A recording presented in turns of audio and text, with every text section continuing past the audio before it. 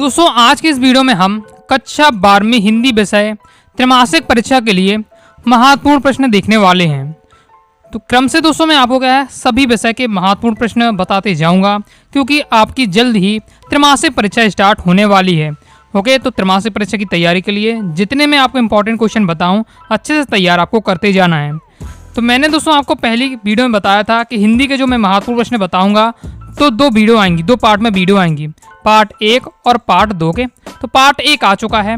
Part 1 में मैंने दोस्तों आपको आपकी हिंदी के काव्यखंड, गद्यखंड, बितान, अभिव्यक्ति माध्यम, पद्य साहित्य का इतिहास, गद्य साहित्य का इतिहास, कवि परिचय, लेखक परिचय, महत्वपूर्ण गद्यांश की व्याख्या, महत्वपूर्ण पद्यांश की व्याख्या, ये सब टॉपिक के महत्वपूर्ण प्रश्न मैंने आपको पार्ट 1 में कवर कर दिए थे। ओके, ये आपका पार्ट 2 रहने वाला है। इसमें दोस्तों हम व्याकरण संबंधी आपके क्वेश्चन, व्याकरण में आपकी काव्य बोध, भाषा बोध वाला टॉपिक के जितने क्वेश्चन बनते हैं, ओके, जिस प्रकार से बनते हैं वो मैं आपको बता दूंगा। इसके साथ ही आपका पत्र लेखन, निबंध लेखन जो महत्वपूर्ण है इस वीडियो में कवर करेंगे, तो वीडियो को ध्यान से अंत तक देखिएगा। ओके, और पार्ट 1 नहीं देखा तो सबसे पहले पार्ट 1 वाली वीडियो जरूर देख लीजिएगा। अभी मैं आपको केवल क्या है सभी विषय के सिलेक्टेड क्वेश्चन बता दूंगा। सॉल्यूशन अगर चाहते हैं तो क्या है कमेंट बॉक्स में आप जरूर बताइएगा, तो मैं सॉल्यूशन भी आपको इसी क्रम में सॉल्यूशन अपनी लैंग्वेज में बता दूंगा। तो देख लेते हैं व्याकरण से हमारा पहले काव्य बोध से देखेंगे। ओके, तो काव्य बोध से आपका दोस्तों 2 नंबर का एक क्वेश्चन आपके पेपर में पूछा जाता है। देख लेते हैं कौन कौन से आपको क्वेश्चन तैयार करने हैं। पहला क्वेश्चन है स्थायी भाव और संचारी भाव में अंतर लिखिए, इंपॉर्टेंट है आपका ये क्वेश्चन। नेक्स्ट हमारा क्वेश्चन है रस की परिभाषा देते हुए उसके भेद लिखिए। तो रस की परिभाषा और उसके भेद आपको तैयार करना है। ओके, इसके साथ ही आपको आपके जो 10 प्रकार के मेन रस होते हैं, जैसे श्रृंगार रस, बीर रस, करुण रस, हास्य रस, विभत्स रस। ओके, तो ये आपके जो सब प्रकार के रस हैं उनकी परिभाषा और आपको उदाहरण आपको अच्छे से तैयार करके रखना है, क्योंकि पेपर में अक्सर क्वेश्चन आ जाता है। बीर रस की परिभाषा उदाहरण लिखिए। कक्षा 11 में भी आपको ये टॉपिक था, ओके, तो आपको पता होगा। तो यह आ सकता है करुण रस की परिभाषा उदाहरण सहित बताइए, तो इस प्रकार से आपका क्वेश्चन आ सकता है। तो आपको क्या है सब जो आपके 10 मेन रस हैं उनकी आपको क्या है परिभाषा और उदाहरण अच्छे से तैयार कर लीजिएगा। ओके, सो आपके सिलेबस में मैं आपको त्रैमासिक परीक्षा सिलेबस अभी आपको बताया था हिंदी का, तो उसमें आपने देखा होगा कि 4 छंद हैं और 5 अलंकार आपके रहने वाले हैं, तो वो आपको अच्छे से तैयार कर लीजिएगा। तैयार कर लेते हैं तो वही आपका त्रैमासिक अर्धवार्षिक और मेन आपकी बोर्ड एग्जाम के लिए हो जाएगा। ओके, पेपर में क्वेश्चन किस प्रकार से आएगा, तो ऐसा आएगा क्वेश्चन कि व्यतिरेक अलंकार की परिभाषा उदाहरण सहित लिखिए। सोठा छंद की परिभाषा उदाहरण सहित लिखिए। संधि अलंकार की परिभाषा उदाहरण सहित लिखिए। ओके, तो सभी आपको जो अलंकार हैं उनकी परिभाषा उदाहरण तैयार कर लेना है, जो छंद हैं उनकी परिभाषा उदाहरण तैयार करके रखना है। ओके, विरोधाभास अलंकार की परिभाषा लिखिए, उदाहरण सहित आपको इसे भी अच्छे से तैयार कर लेना है कि विरोध ना होते हुए विरोध का आभास हो, विरोधाभास अलंकार। ओके, इस प्रकार से। नेक्स्ट है मात्रिक व वर्णिक छंद में अंतर लिखिए। सबैया छंद की परिभाषा उदाहरण सहित लिखिए। कवित छंद की परिभाषा उदाहरण सहित आपको बताना है। फिर आपकी शब्द शक्ति और शब्द गुण से किस प्रकार से क्वेश्चन बनते हैं, तो अभिधा शब्द शक्ति की परिभाषा उदाहरण से लिखिए। शब्द शक्ति किसे कहते हैं, उसके भेदों के नाम लिखिए। फिर ओज गुण की परिभाषा उदाहरण सहित लिखिए। माधुर्य गुण की परिभाषा उदाहरण सहित लिखिए। फिर अलंकार में क्वेश्चन आता है कि भ्रांतिमान अलंकार की परिभाषा उदाहरण सहित लिखिए। ओके, इसके बाद नेक्स्ट है लक्षणा और व्यंजना शब्द शक्ति में अंतर लिखिए। तो अंतर पूछे जा रहा है, यानी आपको लक्षणा और व्यंजना शब्द शक्ति परिभाषा उदाहरण सहित बता देना, तो वही आपका अंतर भी हो जाएगा। ओके, और सांग रूपक अलंकार की परिभाषा उदाहरण सहित लिखिए। तो ये आपके क्वेश्चन आते हैं। तो सिंपल है, जो आपके छंद अलंकार आपके जो सिलेबस में है, मैंने आपको पहले ही सिलेबस भी बता दिया है। ओके, तो आपका एमपी बोर्ड का सिलेबस भी जारी हो चुका है, तो आप वहाँ उसमें देख सकते हैं हिंदी में जो आपके छंद हैं, अलंकार हैं, उन्हें अच्छे से आपको तैयार कर लेना है परिभाषा उदाहरण सहित। और जो अभी मैं क्वेश्चन बता रहा हूँ यही आपकी अर्धवार्षिक में है और यही आपकी मेन बोर्ड एग्जाम में भी रहने वाले हैं। ये काव्य बोध वाले टॉपिक से कुछ अलग क्वेश्चन नहीं रहेंगे कि त्रैमासिक में अलग टॉपिक है, अर्धवार्षिक में अलग, यही आपके फाइनल एग्जाम तक क्वेश्चन रहने वाले हैं। पहले ही मैं आपको सब बता देता हूँ, ओके, ताकि आप क्या है ध्यान से अभी से पढ़ते जाएं। फिर हम भाषा बोध वाले टॉपिक से देखें, तो भाषा बोध वाले टॉपिक से आपके 2 क्वेश्चन आते हैं। एक आपका 2 नंबर क्वेश्चन आएगा पेपर में, एक 3 नंबर क्वेश्चन आएगा। 2 नंबर के क्वेश्चन देख लेते हैं, जैसे लोकोक्ति क्या है एक उदाहरण लिखिए, मुहावरे क्या है एक उदाहरण लिखिए, और सबसे ज़्यादा महत्वपूर्ण जो हमेशा पेपर में पूछा जाता है मुहावरे और लोकोक्ति में अंतर लिखिए। आपको मुहावरे और लोकोक्ति में अंतर तैयार कर लीजिएगा। अंतर आप तैयार करेंगे तो अपने आप आपको परिभाषा आपसे बनने लगेगी, मतलब मुहावरे क्या है, लोकोक्ति क्या है, तो ये भी आपको समझ में आ जाएगा, उदाहरण भी आपसे बनने लगेगा। तो अक्सर क्वेश्चन पेपर में आता है मुहावरे और लोकोक्ति में अंतर लिखिए। इसके बाद नेक्स्ट आपको तैयार करना है निपात शब्द की परिभाषा उदाहरण से लिखिए। तो आपके सिलेबस में 3 शब्द हैं, एक निपात शब्द, तकनीकी शब्द और क्षेत्रीय शब्द। तो तीनों शब्द की आपको परिभाषा उदाहरण से आपको तैयार कर लेना है। ओके, क्वेश्चन पेपर में किस प्रकार से बनता है तो वो मैं आपको बताते जा रहा हूँ। तकनीकी शब्द किसे कहते हैं उदाहरण से लिखिए। क्लियर है। आगे अब दोस्तों हम देख लेते हैं 3 अंक की वाले क्वेश्चन किस प्रकार से पूछे जाते हैं।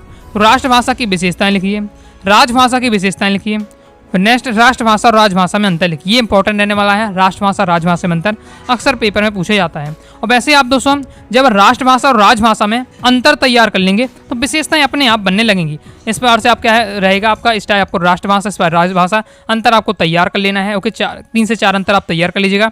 जब पेपर अगर राष्ट्रभाषा की विशेषता है तो राष्ट्रभाषा वाले पॉइंट लिख दीजिएगा, राजभाषा की विशेषता है तो राजभाषा वाले आपको पॉइंट लिख देना है, और अंतर आए तो इस प्रकार से आपको कॉलम बना के बता देना है। ओके, मैं आपको आगे आपको बता दूंगा, ये सब टॉपिक आपके कवर करा दूंगा।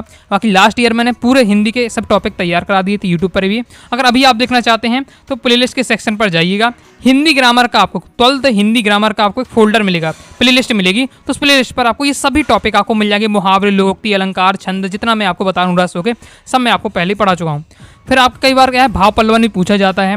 अब भाव पल्लवन देखिए कोई फिक्स नहीं कहा जा सकता, कोई भी आपको एक लाइन दे दी जाएगी, जैसे सभी को अपने अपने नाम का विरोधाभास लेकर जीना पड़ता है, बैर क्रोध का आचार या मुरब्बा है। तो इस बार से कोई भी आपको लाइन दे दी है जिसका आपको क्या भाव पल्लवन करना है। इसमें हम बात करें अगर आपको कुछ प्रैक्टिस करनी है तो गाइडों में आपको क्या 6, 7, 8, 10 तो इंपॉर्टेंट मिल जाते हैं, उनको एक बार आपको पढ़ के रखना है जो अक्सर पूछे जाते हैं। कई बार इस बार से भी क्वेश्चन आता है कि सार संक्षेपण कीजिए, इसमें आपको क्या 4-5 लाइन का कोई भी एक आपको गद्यांश दे दिया जाएगा और उसका आपको सार संक्षेपण करना है। तो सार संक्षेपण कितना करना पड़ता है, 1/3 करना पड़ता है। मान लीजिए 6 लाइन का आपका आ रहा है गद्यांश, तो आपको क्या है 2 लाइन में आपको उसका क्या है सार संक्षेपण लिखना पड़ता है। तो सार संक्षेपण तो कभी देखने को मिलता है, भाव पल्लवन अक्सर पूछ लिया जाता है। ओके, आगे देख लेते हैं। अब दोस्तों हम देख लेते हैं आपठित बोध। आपठित बोध आपका 3 नंबर का आता है। इसमें कोई भी आपको गद्यांश दे दिया जाएगा, ओके, जो कि आपका बुक से नहीं रहेगा, कहीं से भी आपको उठा दिया जाएगा गद्यांश, और आपको क्या है 3 उससे क्वेश्चन पूछे जाएंगे। तो उसी आपको गद्यांश से पढ़ करके है ना कि तीनों के उत्तर देने पड़ते हैं। तो इसकी आप प्रैक्टिस कर लीजिएगा, बिल्कुल सिंपल रहता है, हर स्टूडेंट से ये बन जाएगा। बस आपको क्या है उस गद्यांश को पढ़कर जो 3 क्वेश्चन पूछे जा रहे हैं उनके आपको उत्तर देने पड़ते हैं। ओके, अब इसके बाद देख लेते हैं पत्र लेखन। तो पत्र लेखन आपके 4 नंबर का आता है पेपर में। ओके, कौन कौन से महत्वपूर्ण है आप देख लेते हैं जिन्हें आपको अच्छे से तैयार करके रखिएगा। लाइक और शेयर ठोक दीजिए, महाकाल का लाइक और शेयर ठोक दीजिए।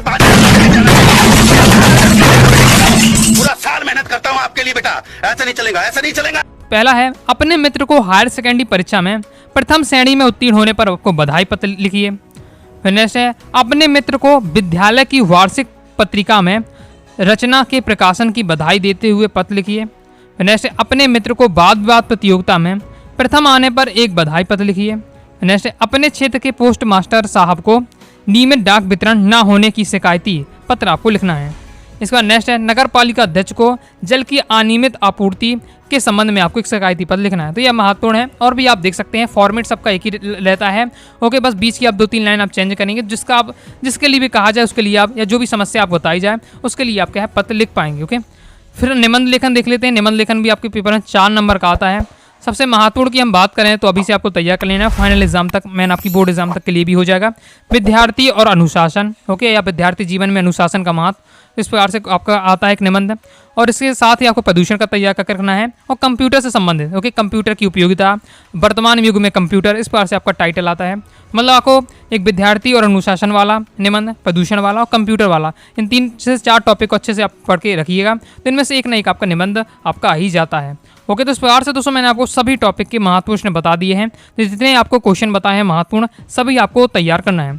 तैयारी तो देखिए आपको करनी ही पड़ेगी त्रैमासिक की और द्विमासिक फाइनल एग्जाम के, लेकिन जो मैं आपको क्वेश्चन बताता हूँ सबसे पहले आपको उन्हें तैयार करना है, क्योंकि वो प्योर सिलेक्टेड रहते हैं। उसके बाद आगे और भी आप अपने हिसाब से क्वेश्चन पढ़ना चाहते हैं तो आप पढ़ सकते हैं। बाकी प्रॉपर तैयारी करना चाहते हैं, पूरा PDF मटेरियल प्राप्त करना चाहते हैं, ओके, तो मेरे साथ तैयारी करना चाहते हैं तो पूरा आप क्या है क्लास 12 का बैच ले सकते हैं, सभी विषय की आप क्या है बेहतरीन तैयारी कर सकते हैं। तो कोर्स को ज्वाइन करने के लिए 90 39 53 44 79 इस दिए व्हाट्सएप नंबर पर मैसेज करके आप क्या है कोई भी आप डाउट हो तो पूछ सकते हैं। इसके साथ ही आप क्या है कोर्स के बारे में जानकारी लेकर कोर्स को ज्वाइन कर सकते हैं। बाकी आप सिलेबस, त्रैमासिक परीक्षा का सिलेबस पूरा वेबसाइट में डाल दिया PDF, तो वहाँ से आप जाकर देख लीजिएगा। गूगल पर जाइए, सर्च करिए अनुरागासारीclasses.com, सबसे पहले आपको वेबसाइट मिल जाएगी। और यहीं मैं आपको क्या त्रैमासिक की परीक्षा के लिए इंपॉर्टेंट भी PDF दे दूंगा, तो वहाँ से आप क्या डाउनलोड कर लीजिएगा। ओके, तो ये आपकी हिंदी के इंपॉर्टेंट कवर हो जाते हैं। हम नेक्स्ट वीडियो में इंग्लिश के इंपॉर्टेंट देखेंगे। ओके, तो वीडियो पसंद आए लाइक करके सब्सक्राइब जरूर कर दीजिएगा। इसके साथ ही दोस्तों टेलीग्राम चैनल और व्हाट्सएप चैनल को ज्वाइन कर लीजिएगा। मिलते हैं नेक्स्ट वीडियो में, तब तक के लिए बाय बाय।